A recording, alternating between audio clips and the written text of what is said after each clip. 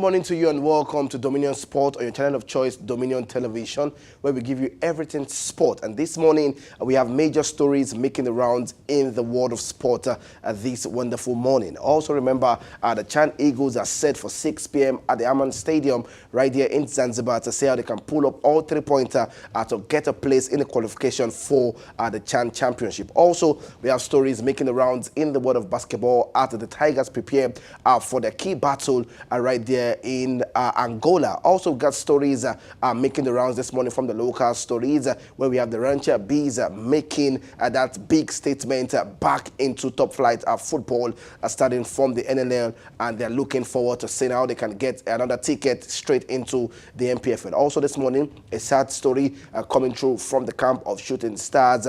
We have that in the lock, and also Donnarumma is in the news, and Cristiano Ronaldo finally set to engage his beautiful lady. We have all this and more on Dominion Television channel of choice this morning, and I have Samson Balogun, the captain himself, today.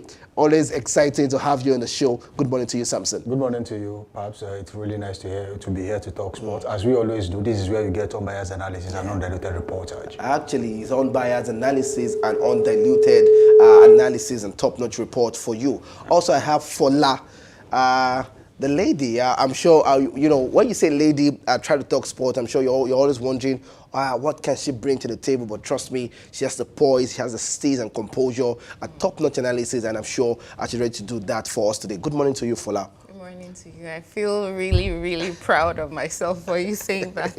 That's really nice of you. All right, yes, good morning to you. Let's start up this story where we have the beautiful Rancher Bees. They are making the round this morning. Let's kick off the story from Mr. Sadiq Omar. Honorable Abelo El Rufai have secured ownership rights of the Rancher Bees FC. A Super Eagles striker and Real Sociedad forward Sadiq Umar, alongside a current House of Representative and member of Kaduna North, Honorable Bello El Rufai, have officially acquired the Rancher Bees.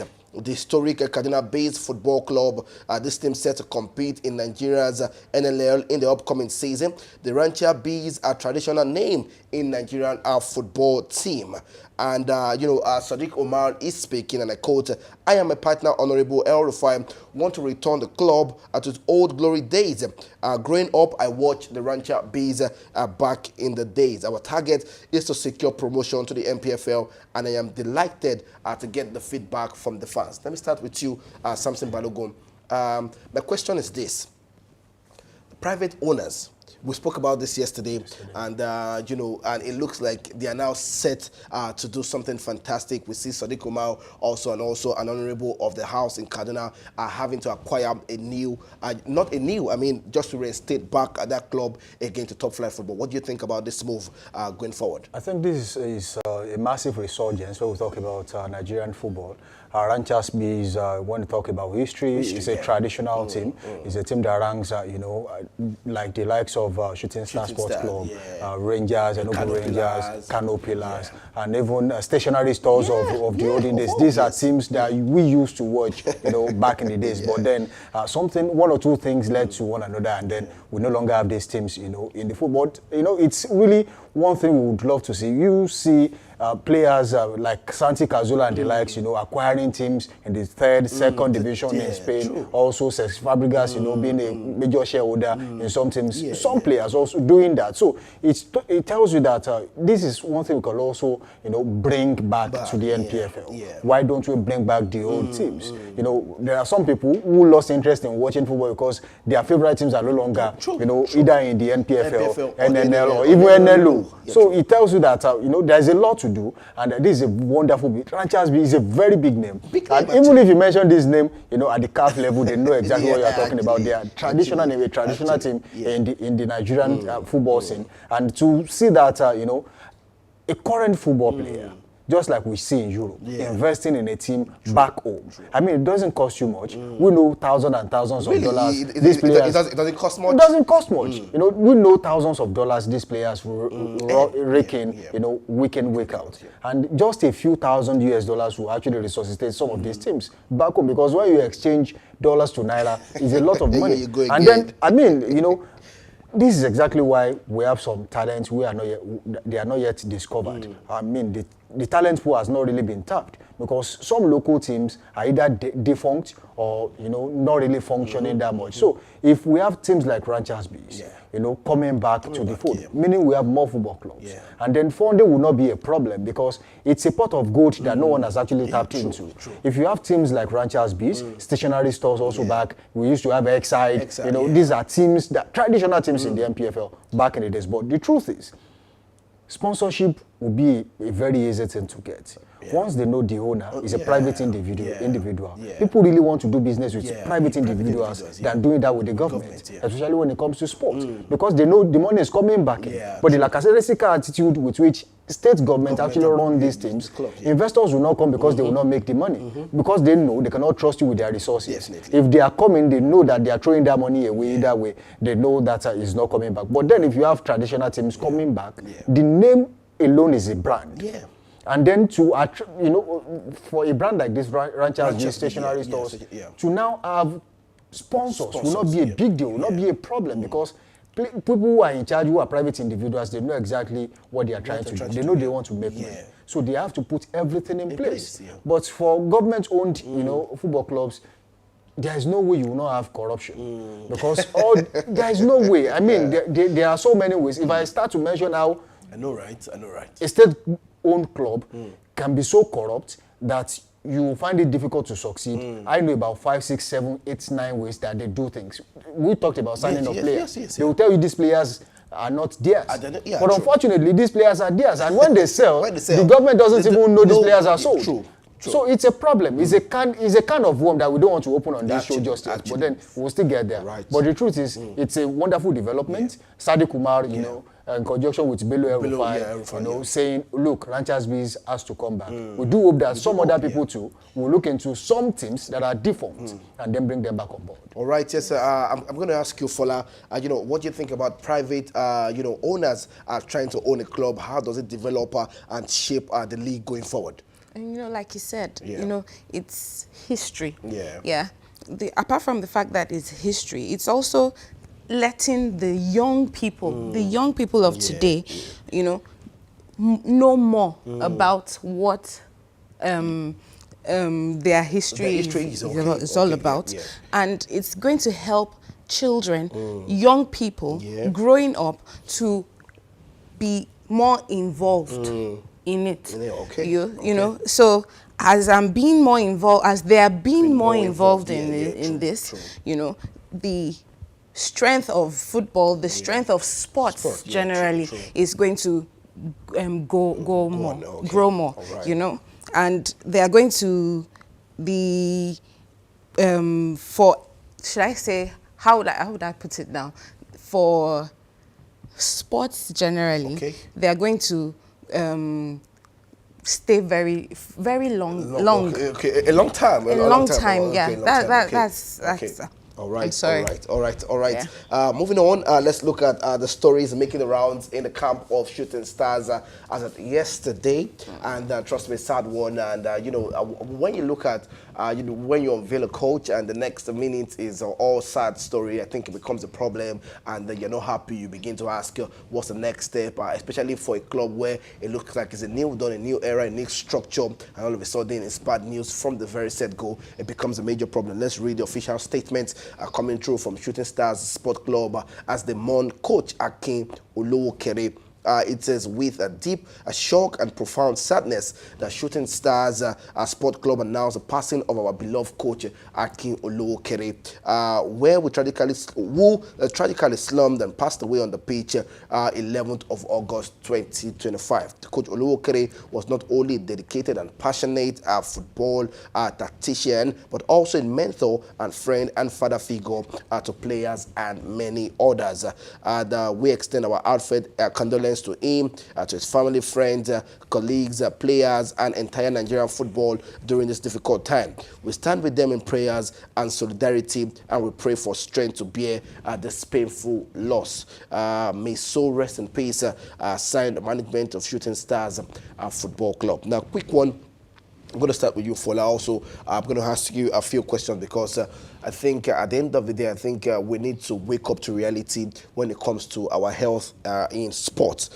You know, you look at situations like this. I'm sure, Samson, you can be 100% sure that most teams, when they go into competitions or game time, or they didn't want to have medical checks. We see what happens in Europe. You see that they check all players even before signing. Right. And if you're not fit, we ain't going to sign you. But we're going to put you in the team because you know it's going to be a major problem for us. And even players that are fit, we still see when they slump and things like that. So I want to ask you, you know, going forward, how does this, you know, what's it going to be for Shooting Stars, you know, going forward, and how did they, you know, come back and wake up, you know, from this loss? You know, over the years, even apart from sports generally, we've always spoken about check your blood pressure, check your sugar level, check different things, you know, and sorry to say, but he wasn't checking it. He wasn't, that's why, because for him to have slumped, that means his blood pressure was really high. He should have checked it. And the sports organization should also have a medical team. A medical team where even apart from checking their footballers, they check their coach, the backroom staff. Because the coach is an important. Yes, I mean, come on. So definitely they should actually have a medical team that checks their management team and also the playing team. You understand? True. So they were not up to task, in my own opinion. In your opinion, all right. Let me ask you something. You know, going forward, you know, what do we do? I know it's a great loss for Shooting Stars. You know, how do we pick up from there? Remember, also a game has been postponed at the Value Jet Cup because of this loss, and you know, like I said, a new structure, a new development. Right now, getting this as the first question. Second question is going forward. The MPFL management, how do they, you know, scrutinize things like this when it comes to health for players and management, like Fola said? Well, sadly, the life of Akeolo Okere has to be used as an experiment. Sadly. It is really sad. And I think oftentimes we care too much about the players that we overlook, you know, the brains behind the successes we see on the field of play. And that has to do with the coaches, the technical crew, let me put it that way, or the backroom staff. I feel like in Africa, we care less about the coaches and we focus more on the players. Even the players that we focus on, we don't really give them what exactly they deserve to get. And that is really saddening. But, though it's unfortunate, but I think this is a wake-up call to every football team. That regardless of you know, who you are, you must be checked. You must know exactly what your state of health is. And for you know, someone who has been an athlete before, Akeolo Okere was a Sunshine Stars player before he became a coach, down to Shooting Stars. He's really experienced. And I feel like at the point probably he stopped exercising like he used to. And your system is used to a certain level of exercise. Even though you are not going to do as much as you used to do, you should at least, you know, maintain a balance. At least you are not totally off the system. And of course, routine medical checks should not be a problem, since the football club also has a medical team, and that should be the constant thing they should be doing. I mean, if on such a morning, you know, everyone had a medical check before they even went on the field of play, I think that should have been avoided. It would have been avoided one way or the other. And of course, what happens when there is an emergency? Who takes care of emergencies on the field of play? Do we even have qualified personnel to attend on ground? And it's a disaster, and the league really has to improve. This kind of a player who slumps, we have seen players slump on the field of play in Europe and then they survived. Christian Eriksen slumped. He was on the field of play. And everything was right there and then it was given what it would be given, even if it happened to be at an hospital at that time. And the only thing that was done is, oh, let's transfer you from here, from the field, down to the hospital. I think we should have qualified professionals. It's not just the physios. You know, there should be other people who can cater for this kind of situation, cardiac arrest and the likes, who will be on ground. Don't care about the money, because lives and of these people also it matters, because without them, you won't even make the money in the first place. That's true. So all this should be considered. And then going forward, I think this is more or less like, you know, a few steps backward for Shooting Stars, because the coach has already been there, instilling his own style of play, you know, letting the players know how he wants the things to be done. Is you know, the overall coach, coach. But then you know, Akinlo Okere is a first assistant, meaning he works more closely, with the players. So it's more or less like, you know, a few steps backward, because bringing someone else on board right now is more or less like starting afresh, which is going to be a little bit of confusion for the players. But I do hope that you know, their experience and their competence will be able to pull through this hard time, because emotionally they are down, yes, mentally they are down. Technically too, with their one man down. So there's a lot going on in the camp of Shooting Stars, and we do hope that they will get through this, and then we wish them well in their future endeavors. But unfortunately, this has happened. But like we said earlier, African football is improving, especially in the Nigerian space. Just that there are too many faces where we need to we need to work on, and that is the medical department. Oftentimes we see just the physios, maybe 2 of them on the bench. What happens if there's an emergency? Do you even have an ambulance right there? And then I think, honestly speaking, if we are to open the cans right now, I'm sure we'll have to, you know, dissect all these things. I've been to a football stadium, Paparazzi. I've been to a football stadium where there was an ambulance actually, but there's no fuel in the ambulance. I was sitting right next to the driver. We're not doing that here. I'm coming. I was sitting right next to the driver, and he was telling me, I mean, I'm just saying that to you so that if anything happens now, there's no fuel in that vehicle. I mean, a player actually had concussion, and it was like, if anything happens now, there's no fuel in that car. So how would they rush that kind of player in need of emergency down to, down to an hospital? This is a big challenge. I mean, we can now trivialize this as much as we want. But the truth of the matter is, it is saddening. It's saddening, it should not happen. It's an aberration, because there are laid down rules. There are protocols. Take, for example, CAF will come to Nigeria and screen all the stadiums and say only just two stadiums are qualified to host CAF games. Isn't that an insult on the country called Nigeria? I mean, it's even an insult to the top teams we have in Nigeria. Talk about Shooting Stars, talk about Yimba, Enugu Rangers, Rivers United. These are big teams that these are the big fishes. Even Bayelsa United, they are big teams. So their stadiums are not. They are not qualified to host CAF games. So it's really a disaster. There's a whole lot. Honestly speaking, if I just wish that you know, these videos get to the right source, so that they watch these things and they put things in place. Because if we keep going on about this for, like, honestly speaking, you will see that there are many areas where we still need to focus aside, you know, just playing ball and not doing the right thing. You look at things like this and it becomes the problem. You spoke about something that you know, I'm going to hold on to. You said, you know, even in training, you should have your medical personnel on ground. Everybody should, just even in training, because if you're going to training, you need to check out this thing. So if these people are watching, you know, European football, what are you taking from there? Are you just taking the media coverage, just taking the skills, or the skills, or you know, the name of the player? You look at key details of when they play in Europe, you see 2 physios on the bench. Yes, true. But the whole team, they are in the back room. Back room, yes. They are waiting. If there's an emergency, they will come out. Everybody's coming out. And then when you check the ambulances, they are always parked somewhere very close. So there is always a stretcher that moves that person to the nearest, you know, vehicle. Which they don't even use one ambulance. That's the issue. So here, there's an ambulance, and someone still says there's no fuel in the ambulance. I mean, it is disastrous. I mean, on a day like that, that was a disaster waiting to happen. And I would say Nigerian football is sitting firmly on the keg of gunpowder if we continue that way.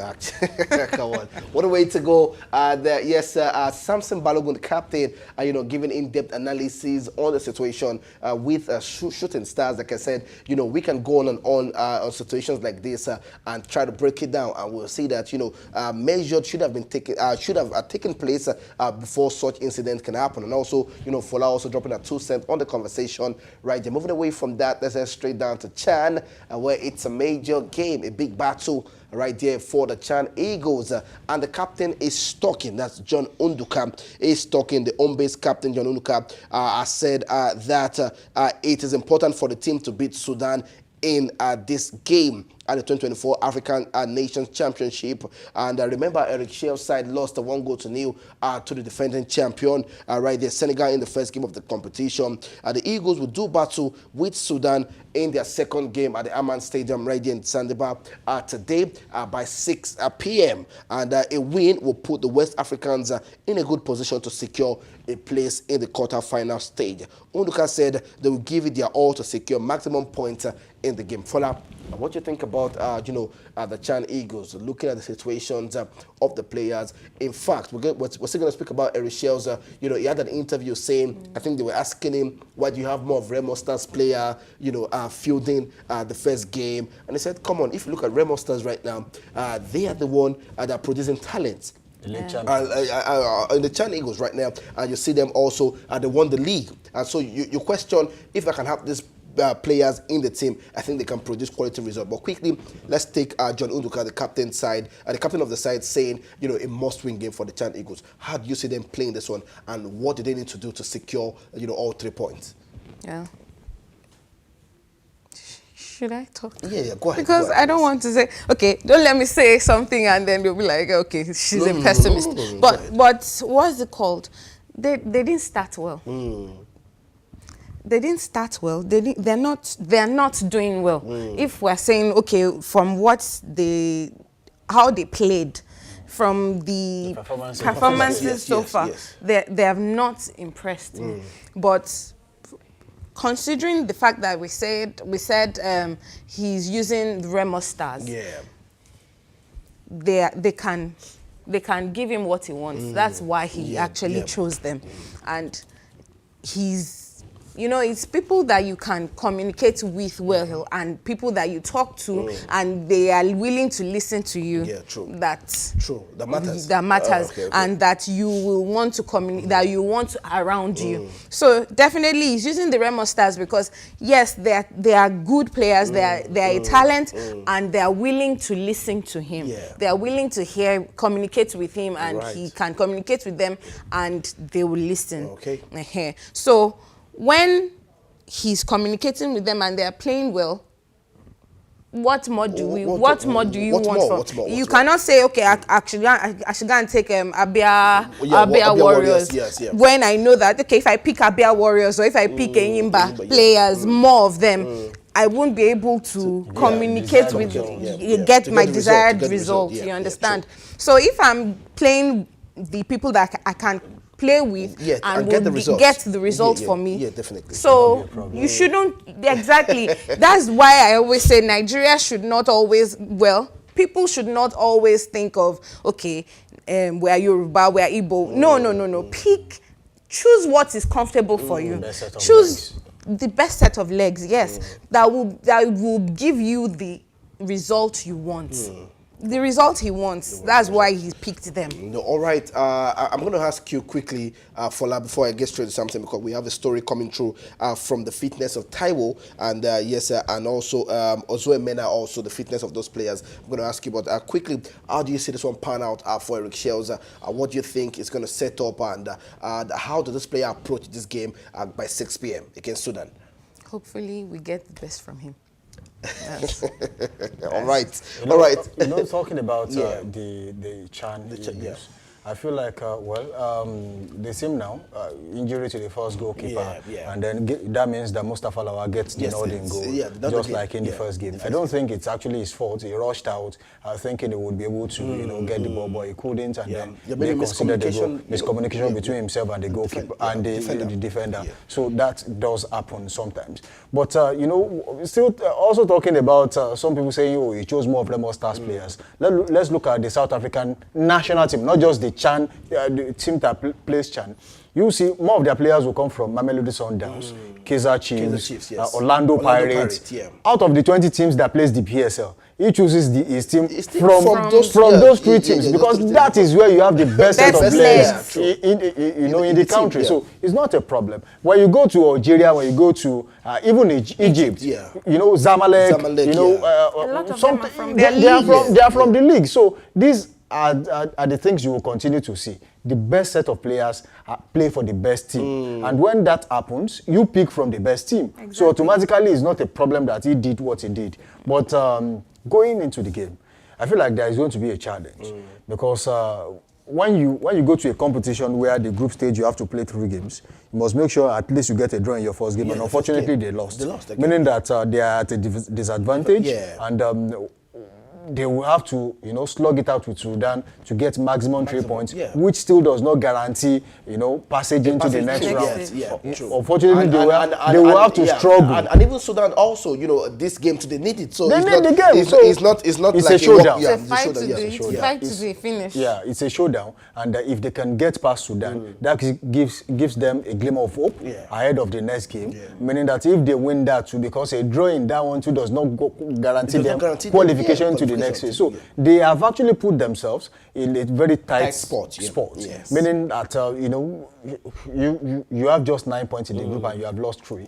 6 remaining. And it means that after winning Sudan, automatically the next team you will be playing, they also need that 3 points to advance into the next stage. So it's a problem for them, and I hope that his tactical ingenuity will be able to solve this problem for them later in the day. All right, yes, sir. The game is going to be at the Aman Stadium right there in Zanzibar by 6 p.m. So make sure you're rooting for the Chan Eagles. You can drop your predictions in the comment section right here on YouTube. Let's know what you think about that game right there in Zanzibar. And I'm definitely sure you're rooting for the Chan Eagles to see how they can pick up all 3 points. Also, let's look at the fixtures still coming up for today in that competition. We have Senegal against Congo, and we have Sudan against Nigeria. Something quickly, Senegal against Congo, how do you see this one play out? I think Senegal will get the upper hand in the game. Senegal are more experienced. When you look at the quality of players they perform, Senegalese league also is ranks in the top 10 in Africa. So I want to say that with the current set of players in that team and what we saw in their first game, automatically they stand a chance to claim victory in this game. So if they win, that opens the port a little bit wider for the Chan Eagles. The Chan Eagles to actually advance into the next stage. Only if they are able to defeat Sudan. If Senegal fails to win this, that means the group is wide open now. And it's becoming increasingly difficult for them to moving to the next stage. And unfortunately, Nigerians are tired of permutations and combinations. I think they are used to straightforward victories. Just like it happened at the WAFCON when the Super Falcons just was through the competition and brought the trophy home. We saw it at the AfroBasket when the female basketball team came home with the medals, 100K each. That's a lot of money. But of course, people expected that to also happen with the Chan Eagles. Even with the imported coach, Eric Shells, who is now in charge, it's still not looking like... Because one of the challenges I have had, with Nigerian football is, why do we have poor performances when we play on the African scene? It happens when Remo Stars and other teams, Rivers United, since the days of Ayemba in the early 2000s. I think we have not really gone down. We have not really had an impact on the African stage. Yes, we can be the giant of Africa in Nigeria, but it has not really happened. It has not really happened on where it really matters. Where it matters. Even at the AFCON, the Super Eagles, they most times struggle to even get to the semi-final, quarter-final stage, say for the last time they won it. So it's a challenge that we need to overcome. And how do we overcome that? We really need to make sure that our players are settled. We need to keep our best legs at home. If they are not getting the best contracts abroad, why should they travel? Look at Victor Mbauma, went to Rwanda, is back in Nigeria. Robert Mizo was almost the top scorer 2 seasons ago, had to travel to another African country. I mean, it's really saddening. So I feel like if we can retain our best players, pay them well enough that they don't have to go to Rwanda, they don't have to go to Zanzibar to play, they don't have to go to Libya to play football. Then you will know that in Nigeria abounds a lot of talent. Actually, I know that for sure. Yes, go ahead. It's incentives. There's no incentive. There's no. Yes, that's what you're saying. Like there's no welfareism. There's not. Basically, like some people were protesting against what Tinubu did about the Tigress and all. And I'm like, why should you protest about that? It's incentive. It's the basic things. They need those things. It's like a Tigress playing basketball now, and the thing on her mind is, I need to, will I have when I finish this, if I break my hand now, will I have something I can fall back on? It's incentive. It's basic. There are basic needs that the government feel, okay, let's do it for them. And I don't see anything wrong in that. I don't see anything wrong in what the government did and what what's it called? The president. I think the president is actually unperturbed by what people would say. No, after the WAFCON, honestly for the me, Afrobasket came, honestly and for me, he still did the same. So honestly for me, fulfilling. I feel that honestly speaking, we can go on about it. Their basic needs, is fulfilling. When you work, you go chop. Now, dear person, they chop, or that's where you work and you get paid for. You get that kind of thing. But for me right now, when you look at it, you look at what is happening in the sports, system in Nigeria. So we're not saying I don't celebrate glory or victories, but come back home and restructure, put things in place. I don't understand. I think I say this oftentimes, and I say, what sport can do to the economy of a nation. You don't want to sit down to look at it. It will grow it massively. And some countries bank on sports. Actually, countries like Brazil, yes. Grow on sports. Honestly, that's a survivor. And we had an interview with a journalist, during the FIFA Club World Cup, and he said, when you look at the revenue they made, not that USA is not doing fantastic globally, economically, but you look at what the FIFA Club World Cup brought to the GPL level revenue for them. It's massive. So if you're talking about the US, you have gone too far. Let's talk about the United Kingdom. You remove the English Premier League from their economy. Right. So you right. It's want to kill the country. When I say sport is more or less like a pot of gold that is waiting to be tapped. People say, oh, ow. But then you have to, as long as you want to play, you want to dazzle people on the field of play. Think about the business. Actually, this is strict business. So if you put your house in order, it will be easy for you to talk to a sponsor. We have so many small scale businesses in Nigeria, even in Ibadan. If you want to tap into the economy in Ibadan, yes, there are small scale businesses. Are you saying there is no big hotel that can actually put their names at the front of the jersey in Ibadan? Are you saying you don't have an eatery that can actually say, oh, don't worry, we'll supply you breakfast so amount of times in a week, and then they don't even have to be on your shirt. They can just be somewhere in the stadium. People will come and see the game. And of course, that's advertisement. But people are not saying it. Actually, and maybe they are too blind, or they don't have the knowledge. I guess so. And no, as for me now, it's not even the knowledge, right? I think they're just being blind to these things and saying, "Come on, I think somebody else can handle it. If I'm not going to handle it, I think another person will take over." And very soon, like you said, we spoke about private owned, ownership coming through. I feel if we can have 10, 15, 16 in the next 1 year, I'm sure it was shaping the minds of so many things. You're already having that. If Bello El-Rufai and Sadiq Umar are really serious with Ranchers Bees, before you know it, they are in the NNL. Before you know it, they are in the NPFL. Look at what happened to Kun Khalifat. Look at what happened to Barao. We used to have a certain Ifeanyi Uba back then. What happened to Ifeanyi Uba? So if it's not just about, we have started. It's about the consistency. Will you be able to maintain it? And then do not say, I want to do this with my own money. Yes, you can start with your own money, but can you maintain it by making sure that you bring other sponsors on board? As a person, why can't you say, you have a football club and you have a company? Why not, in my company, so amount of money, part of the profit, maybe 10% of our profit in a month should be spent on the football club, and then gradually you realize the fact that if one brand comes on board, others will follow suit because they are always careful of what they do. So once they realize that a brand has actually identified with you, they all want to come. But nobody is going to pick that one brand that will come first. And if you can do it, then it will continue to happen. That's what we are saying now. Teams are beginning to wake up, especially the privately owned football clubs. And some state-owned football clubs are also wising up. Kano Pillars, for example, Ahmed Musa came on board, RFI also joined in. And then there's a sponsorship. It will be on their shirt for next season. Why will you be playing an MPFL game and it is just the name of your football club in front of your shirt? Are you saying that state is that poor that you cannot get one sponsor?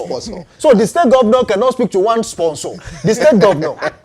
I mean, that's bad. We can keep talking about this, but I think one thing we want is change. We want change, and that's the tool of the media. That's what we are doing right now. Speaking to you and open for a change. We just want change, and you see what that change can bring in, to the country and Nigeria. We are the giant of Africa, and we want to remain at the top. But moving away from that, let's remain at the top, and let's see what the Tigers can do in Angola, where they put in the 3-pointer, the 2-pointer, the free throws. How far can they go? But right now, the federal government pledged a full backing for the Tigers as they arrive Angola for AfroBasket, urging them to emulate the Tigers championship spirit and make Nigeria proud. I remember the first match is going to happen on Wednesday, tomorrow, against Madagascar. So right now, it's the male side doing it, but it's not becoming difficult. Chan, their own first leg against Senegal is a problem. Now we're about to run, Gibras and, geometrics and how far they can go. Right now is the Tigers looking at how the preparation with poor preparation to this tournament. And we spoke about the fire brigade approach, how far has it, done good for Nigeria sport in general. Right now, they have a match against Madagascar. They have second match against Tunisia and the third match against Cameroon. We're going to go on a short break. When we are back, we'll be discussing about the Tigers right here on the show. Stay connected. Don't change that dial.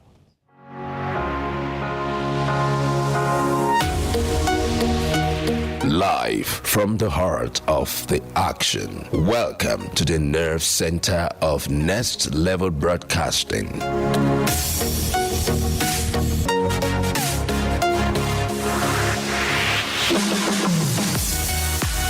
This is the OB van, where the studio meets the street. Equipped with cutting-edge cameras, crystal clear audio, real-time switching, and broadcast control, we don't just capture moments, we deliver the experience live. Anywhere, anytime, from stadiums to red carpets, breaking news to buzzing festivals, weddings, birthdays, and all sorts of ceremonies. We bring the world to your screen in real time. It's not just a van, it's a complete mobile production house, a command center, a broadcast beast. This is more than a broadcast. This is the OB van difference. Live, loud, limitless.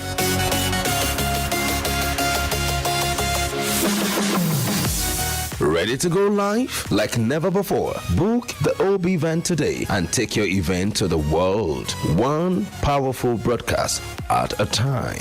To book, call 0705 506 1061 or 0916 101 1061.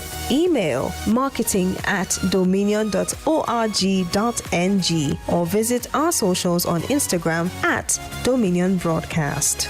Dominion Broadcast, your channel of choice.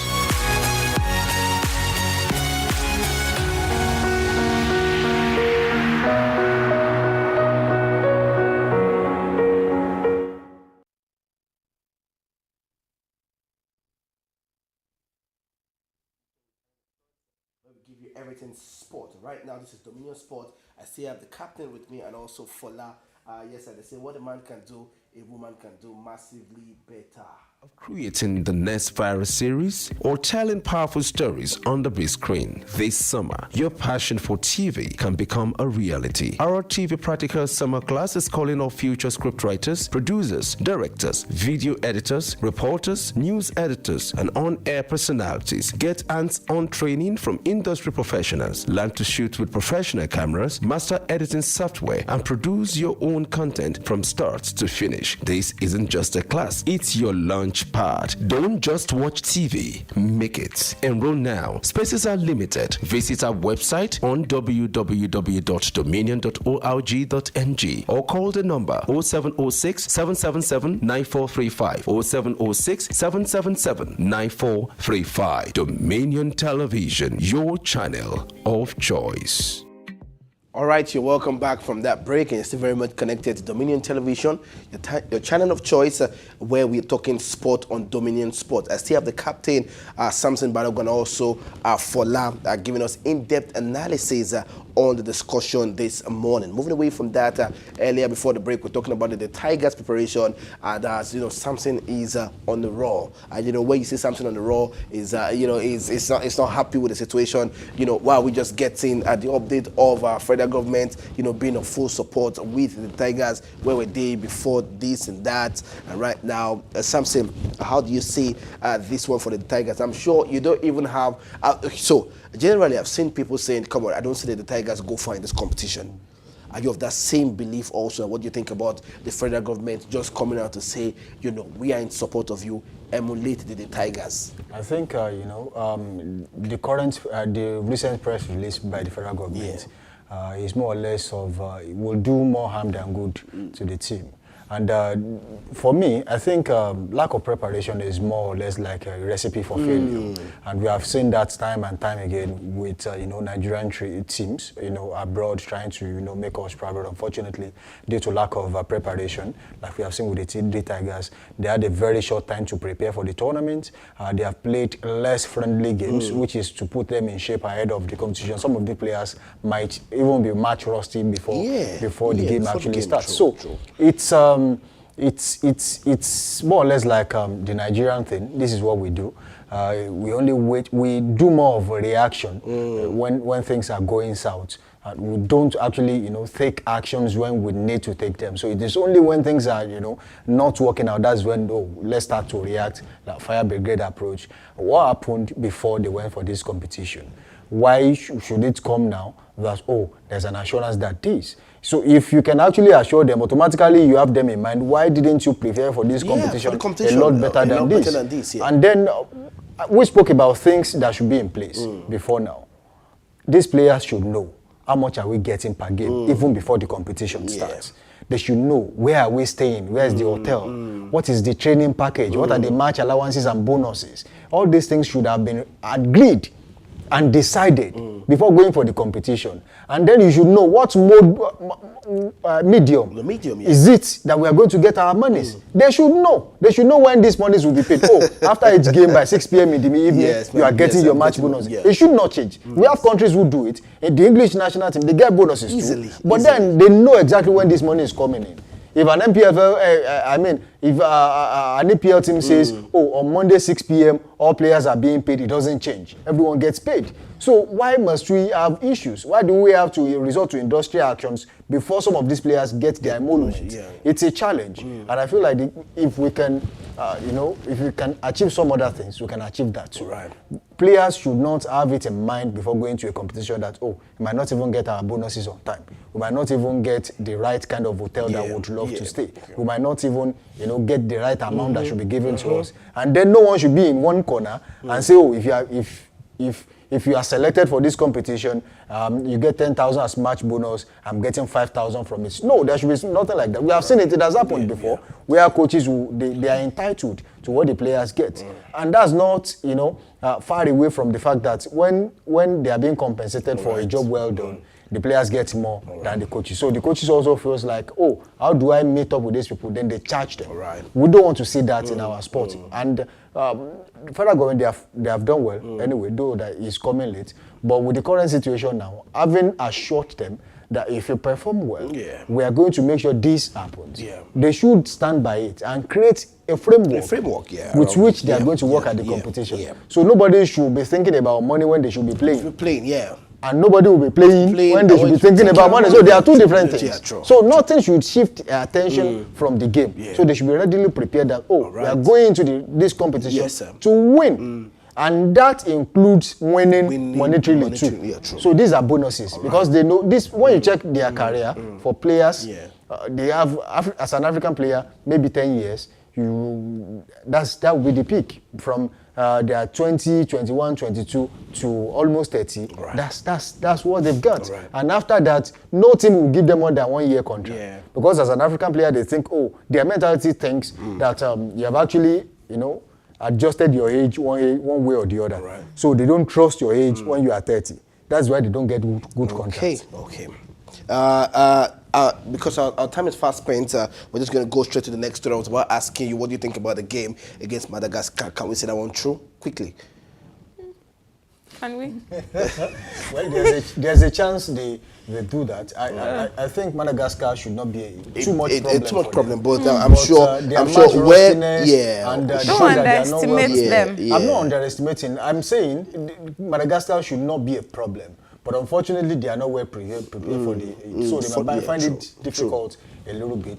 Though, going into the game, probably after the first game, they will get used to it and then maybe do some magic. All right, yes, sir. Before we wrap up the show, let's take a story from Cristiano Ronaldo.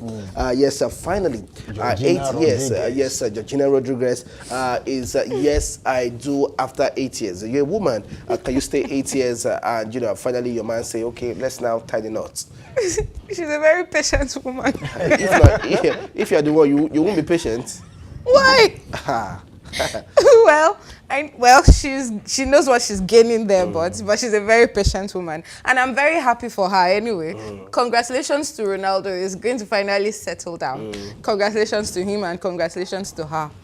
Yeah, good for them. But she's very patient. Some male players actually think marriage is a distraction, and then they tend to wait until they are almost done with their career. They settle down. But I've seen players who settle down. Who settle down early. Hendrick of Real Madrid, I think at 19 years, he's married. Messi also got married. But hold on, I feel that this this Ronaldo story is not just about the fact that he wants to end his career and let's settle down. I feel it's more of just in case there's a problem, you might have to take half of my. Yeah, I think in that direction. That is why a player like that who bring up a prenup. Prenup. True. You sign a contract. Yeah. Even if you say you are going tomorrow, you cannot get more than anything. This. I'm not sharing anything with you. So many players are also doing it now. There will be a prenup. If you truly love me, you sign the contract. And if you don't, you walk away. Amazing. So congratulations to Cristiano Ronaldo. If you truly love me, you won't bring it up. I mean, see, it's easy to destroy a footballer's career. Yeah, true. Easily. Look at Emmanuel Eboué. We can keep talking about it over and over again. Yeah. But then I feel like congratulations to them anyway. Eventually, it's doing it. All right. Yes, so that's all we can take on the show this morning. I'm sure you've enjoyed the show with us. It's been top-notch analysis, in-depth update for you on sport this morning. Afola, one word before you go. Good luck to Chan. All right. Something one word before you go. Well, it has been a wonderful session. See you again tomorrow on this show. All right. That's all we can take this morning. Thank you so much. Don't change the frequency. Make sure you subscribe. Make sure you follow and share. Bye for now.